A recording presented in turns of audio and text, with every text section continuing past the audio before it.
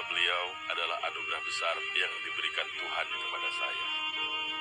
Dipertemukan saat nasib mengalami keterpurukan. Beliau menjadi motivasi saat moral sedang terdegradasi. Beliau bukan sekedar negarawan, bagi saya juga sebagai mentor kehidupan. Ya, itu dia gambaran hubungan antara Menteri KKP Edi Prabowo dengan Menteri Pertahanan dan juga Ketua Umum Partai Gerindra Prabowo Subianto. Saya ingin ke ICW, Kak Tama soal tentunya tidak mungkin terlepaskan dari unsur politik. Dan tentunya ketika menteri diperiksa atau ditangkap KPK itu kemudian lari kemana-mana begitu. Tapi khusus soal kasus ini, apa saja yang menurut Anda perlu disoroti? Yang pertama itu tadi saya berangkat dari dokumen ditampilkan bahwa seorang staf khusus menteri dia menjadi penentu terkait dengan penentuan kuota, penentuan ekspor. Ini kan suatu hal yang menurut saya tidak biasa. Kalau kemudian memang harus ada yang menentukan, tentu misalnya pejabat-pejabat seperti dirjen atau misalnya siapapun lah yang memang secara struktur dia itu mumpuni di situ. Bukan kemudian seorang staf ahli misalnya yang kemudian dia memang dari luar, atau staf khusus ya, yang memang itu berangkat dari luar. Ini yang kemudian jadi staf khusus yang kalau di sini track recordnya adalah kader PDI Perjuangan. Iya, soal tadi ya, soal kader dan lain sebagainya tentu saja itu menjadi salah satu cerita yang bisa kita dalami, tetapi lagi-lagi dari sisi tersebut itu menjadi catatan. Kemudian yang kedua, selain soal posisi seorang staf yang kemudian bisa menjadi penentu, yang kedua adalah soal keterlibatan asosiasi.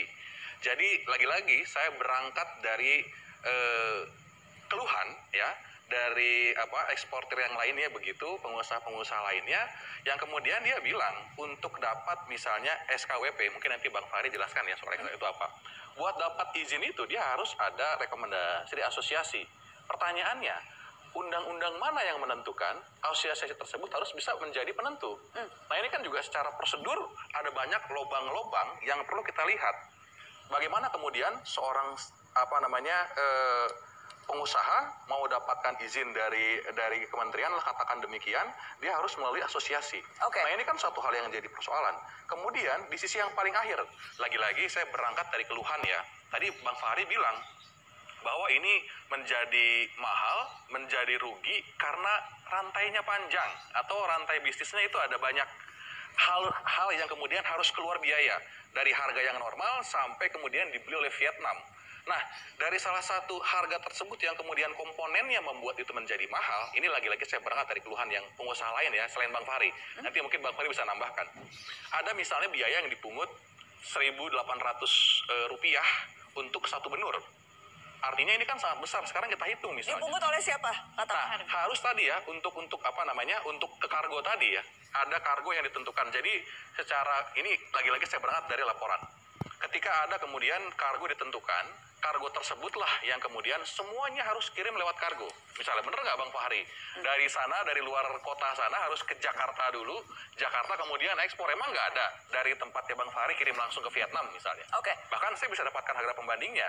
Beberapa misalnya quotation ada tawaran begitu dari pengusaha dari usaha-usaha kargo itu ngasih price list misalnya 1 kilogram Rp118.000 per kilogram.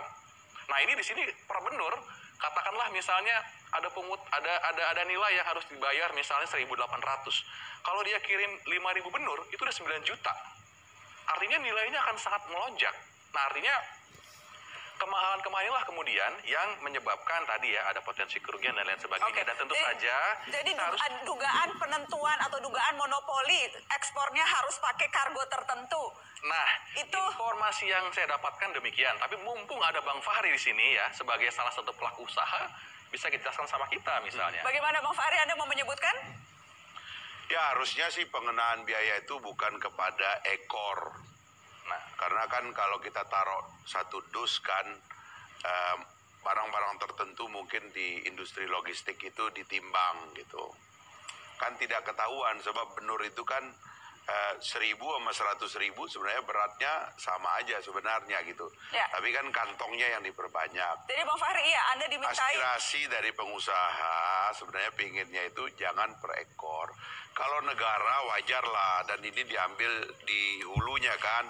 Jadi udahlah istilahnya gini harusnya nih udah kami udah bayar nelayan sekian, ini udah bayar negara sekian, Ya. udah selesai dong. Begitu. Anda menyampaikan keberatan itu ke KKP? Saya ini kan bukan direksi ya, saya nggak ikut hari-hari, tapi sebagai komisaris perusahaan saya tuh menjelaskan tata niaga yang baik aja gitu. Kalau mau sustain harganya itu jangan. Jadi Bang Fahri, saya mau langsung to the point. Jadi ya ada satu perusahaan kargo yang spesifik ditunjuk satu-satunya yang boleh mengurusi ekspor ini. Ada keterangan dari kementerian katanya kalau satu kargo itu katanya bisa ngontrol barang keluar katanya, karena kita juga kan seperti apa namanya teman-teman LSM juga kan komplain soal jumlah barang keluar katanya gitu. Tapi saya bilang kan harusnya ngeceknya itu di karantina aja, di bea cukai aja. Jadi ketika Anda mengekspor waktu itu Anda sudah harus pakai PT yang spesifik disebut ini? Dari awal memang hanya ada satu perusahaan begitu. Hanya ada satu perusahaan? Saya begitu, kan saya nggak detail. Yang jelas investigasi Koran Tempo saya akan sebutkan PT Aero Citra Niaga, satu-satunya perusahaan kargo pemegang izin ekspor benih yang direkomendasikan oleh Pelobi. Ini Pelobi ini asosiasi para perusahaan pengekspor ini. Jadi ya harus pakai itu. Padahal harganya. Setahu saya memang hanya ada satu perusahaan. Hanya ada satu.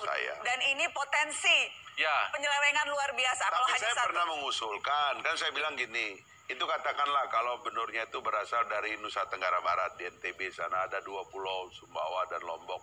Kan katanya di sana banyak. Ngapain saya mesti datang ke Jakarta? Kalau jualan kan saya terbang dari Lombok ke Vietnam cuma 4 jam, 6 jam begitu kan. Sudah dapat barangnya fresh, ya kan, harga nggak jatuh. Juga biaya, karena kita kalau bawa ke Jakarta itu barang mesti dimasukin salon dulu, diperbaiki, supaya keluarnya nanti segar lagi gitu. Baik, Kang Dedi. Ya, sebenarnya kan kalau mau menggunakan mekanisme yang lebih efisien, kan cukup oleh karantina. Karantina yang mengontrol jumlah dan besaran yang dikirim. Dan itu juga akan menekan biaya. Nah ini, dan kemudian karantinanya menggunakan karantina domisili, di mana produksi itu, baby lobster itu diangkut. Kalau itu yang dilakukan, maka berbagai kemungkinan multitafsir tentang sebuah kebijakan tidak akan terjadi.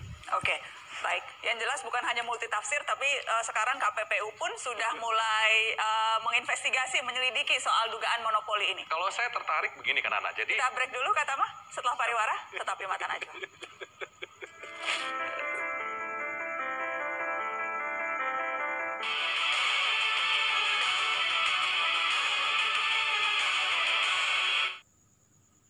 Saya akan tunjukkan bahwa Pak Jokowi, saya tidak mau memalukan Pak Jokowi. Dan saya tidak mau membuat malu Pak Prabowo. Saya akan buat Pak Jokowi bangga, tidak salah milih saya. Sama halnya Pak Prabowo, tidak salah milih saya. Saya jamin Partai Gerindra akan melawan korupsi sampai ke akar-akarnya. Kalau ada anggota Gerindra yang korupsi, saya yang akan masukin ke penjara sendiri. Kenapa? Tuhan layan dan segala macam kan. Ya, kalau ada kader Partai Gerindra yang korupsi, Prabowo Subianto akan memenjarakannya langsung. Saya ingin ke Kang Deddy Mulyadi, politisi Golkar. Ini akan menimbulkan gonjang-ganjing politik kah? Ya saya pikir enggak lah, ini kan hanya persoalan sebuah mekanisme yang terjadi pada sebuah kelembagaan kementerian. Sehingga saya pun lebih memposisikan diri sebagai wakil ketua Komisi 4. Karena ini mekanisme yang harus dijalankan kontrol Komisi 4 terhadap KKP. Dan selama ini kan sudah berjalan. Itu kalau kita bicara ranah formal legislatif versus eksekutif. Kalau kita bicara konstelasi politik secara keseluruhan, Kang Deddy, Anda politisi Golkar kan juga sudah lama. Bagaimana kira-kira nih? Apakah kemudian konsekuensinya akan ada reshuffle, akan ada kocok kabinet, kemudian apakah penggantinya harus dari kader partai yang sama? Bagaimana? Melihat apa yang akan terjadi setelah ini? Ya, kita kan tidak bisa menduga-duga apa yang menjadi hak prerogatifnya Pak Jokowi ya. Tetapi ya segala kemungkinan itu ya pasti terjadi manakala proses ini terus berlanjut. Manakala? Jadi Anda meragukan proses ini akan berlanjut? Ya kalimatnya segala sesuatu kan manakala. Apa sih yang pasti? Kan tidak ada yang Kenapa? pasti. Apakah kemudian ada kemungkinan bahwa ini tidak akan berlanjut, akan selesai setelah diperiksa ternyata disuruh pulang lagi begitu Ya Menteri kita tunggu KKP-nya? saja kan nanti sebentar lagi diumumkan. Begitu, Bang Fahri, Anda sekarang saya tanya Anda bukan sebagai eksportir, saya tanya Anda sebagai politisi Partai Gelora.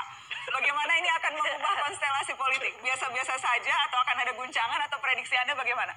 Ya kita ini kan mendukung kerja lembaga negara yang profesional. KKP sebagai kementerian tentu juga kita percaya ada profesionalisme di dalamnya. KPK juga sebagai lembaga penegak hukum juga profesional. Kalau dua-duanya profesional, saya kira mereka akan adu data, adu argumen. Dan kita inginlah dengan azas praduga tak bersalah, semua akan diproses secara baik.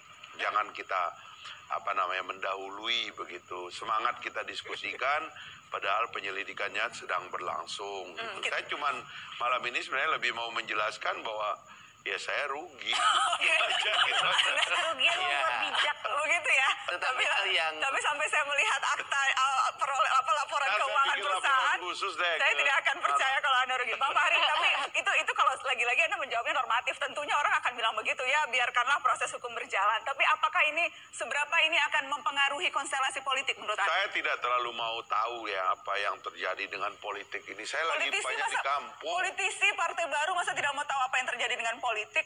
Ya, tapi politiknya sekarang rakyat, kampung, ngurusin. Kalau dulu politik elit ya? Iya, dulu elit. Ada kekebalan kayak dia nggak bisa diganggu. Kalau kita kan salah-salah ngomong bisa bahaya. Makanya Anda jadi ngakunya mendingan rugi kita terus. ngurus rakyat, bikin tempat buat masyarakat untuk menanam. Oke. Ya kan, termasuk juga saya terus di laut juga saya ada tambak udang. Segala macam kita lakukan gitu. Oke, untuk jadi bertahan hidup dalam situasi pandemi ini. Oke, Kak Tama, politiknya akan seperti apa nih? Kalau saya menilai ya begini, ini kan soal penanganan perkara yang melibatkan menteri. Terlepas apakah akan ada penetapan tersangka atau tidak. Tapi yang pasti tentu ini akan bicara soal menteri yang diproses kira-kira. Jadi saya melihat bahwa ketika menteri diproses pasti yang namanya perubahan politik, kemudian juga persaingan politik dan lain sebagainya pasti akan sedikit terpengaruh ya, mau tidak mau, karena pejabat selevel menteri dan kemudian juga dia dari partai tertentu dan kemudian juga partai ini juga partai yang memang dari partai koalisi. Artinya ini bicara soal kekuasaan juga. Jadi menurut saya pasti akan terpengaruh. Tapi kalau saya mungkin juga lebih lihat dari sisi yang hukumnya misalnya. Kalau saya tetap mendorong agar penanganan perkara ini memang betul-betul dituntaskan. Artinya ini menjawab keluhan nggak hanya dari pengusaha, tapi juga misalnya pengelola atau pembudidaya dari nelayan-nelayan tersebut. Dia pengen diperbaiki sistemnya. Jadi kita berharap tidak hanya soal bagaimana KPK memproses penegakan hukumnya, tapi perbaiki sistemnya, iklim berbisnisnya, sehingga orang-orang yang kemudian bisnis di sektor ini dia betul-betul bisa mendapat manfaat. Gitu. Saya ingat Kiara sempat mewanti-wanti janganlah petinggi atau menteri yang mengurusi KKP itu dari pejabat politik. Ya. Apakah kekhawatiran itu yang membuktikan sekarang ini sebaiknya memang bukan orang politik yang ada di KKP? Tentu kita masih tunggu nanti bagaimana konferensi KPK, tapi ini sebenarnya bacaan dari awal ketika beliau jalan dengan Pak Prabowo ke istana gitu ya, terpilih untuk memimpin nakoda besar KKP.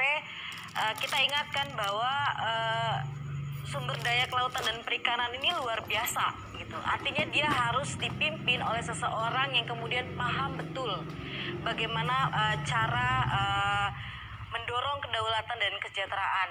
Terbukti belum beberapa lama kita bicara seperti itu kan ada rekrutmen 22 staf gitu ya, staf ahli untuk membantu kerjanya menteri gitu. Ini menjadi pertanyaan, ini sebenarnya bisa nggak pimpin KKP gitu, atau kemudian kenapa yang menjadi staf ahlinya kenapa nggak nelayan gitu, itu menjadi pertanyaan karena ini relasinya dengan anggaran belanja yang luar biasa besar, itu 22 orang ini yang dimasukkan di dalam staf ahlinya menteri. Belum lagi kemudian beberapa kontroversi yang kita lihat gitu ya. Tadi yang saya bilang 18 aturan yang kemudian ada rencana untuk direview ulang. 2 diantaranya yang kita tahu, sisanya kita tidak tahu. Itu adalah lobster dan yang kedua adalah permen 2 kaitannya dengan cantrang, karena ada indikasi kuat cantrang kembali diperbolehkan gitu ya. Terbukti dengan terbitnya 30 izin yang kemudian membolehkan kapal-kapal cantrang ini kembali turun ke laut. Bisa dicek deh kawan-kawan di Masa Lembu itu, Jawa Timur, itu baku hantam dengan kawan-kawan yang menggunakan cantrang karena mereka tidak mau lagi cantrang beroperasi di laut mereka. Dalam pada itu sebenarnya Kanana, kita tidak melihat visi besar gitu ya, kemaritiman, kebaharian dari Menteri Edi ini sendiri gitu.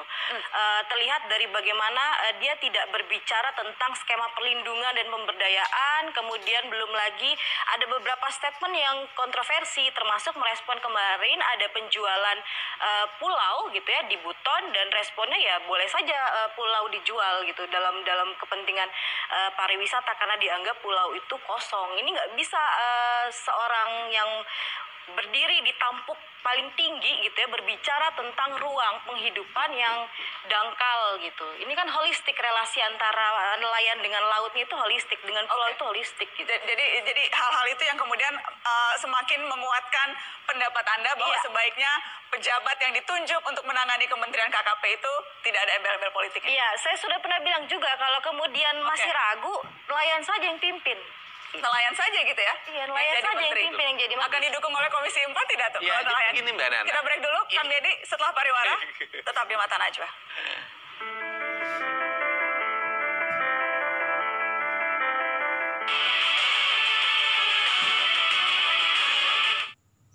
Kita menghormati proses hukum yang tengah berjalan di KPK. Kita menghormati. Dan saya percaya KPK bekerja transparan, terbuka, profesional. Pemerintah konsisten mendukung upaya pencegahan dan pemberantasan korupsi. Ya, itu pernyataan Presiden Jokowi soal proses pemeriksaan penangkapan yang dilakukan terhadap menterinya, Edi Prabowo. Kak Tama, bagaimana memastikan agar betul-betul seperti tadi harapan Pak Jokowi, tentu tidak saja profesional, akhirnya tidak bisa diintervensi dan sebagainya? Bisakah kita berharap itu? Kita lagi dorong, makanya artinya kan ini menjadi ajang pembuktian. Ketika KPK berani misalnya menangkap menteri di bawah gedung KPK dalam kondisi misalnya handphonenya diamankan, kemudian paspornya diamankan, itu kan berarti bukan soal pemeriksaan biasa, tapi berhubungan sama perkara. Nah, ini yang kemudian kita harus dukung dan kita pastikan bahwa prosesnya transparan, dan kita harus dukung dan jangan sampai kemudian justru ada tekanan-tekanan politik, intervensi di tempat-tempat lain. Ada kekhawatiran itu melihat pengalaman selama ini? Ya, dalam konteks pengalaman selama ini kan banyak lobang ya, artinya dalam penanganan perkara di KPK. Kalau kita bicara soal penanganan perkara yang lain-lain misalnya, seperti perkaranya Harun Masiku saja, kan sampai sekarang belum selesai. Ya. Artinya masih ada PR-PR yang kemudian itu kita perlu dukung KPK agar dia bisa betul-betul konsentrasi sama perkaranya. Jangan sampai kemudian ini menjadi anti klimaks ya, artinya begitu ada penangkapan, sudah ramai di sana sini, respon publik juga sangat baik kepada KPK, tiba-tiba penanganan perkaranya mundur. Nah, ini yang kemudian kita harus dukung ya, kita khawatirkan jangan sampai itu terjadi lah kira-kira. Baik, Bang Fahri, Anda menerjemahkan tadi pernyataan Jokowi ya Pak, normatif saja atau apa yang Anda baca? Dari dulu dia gitu, ya kan?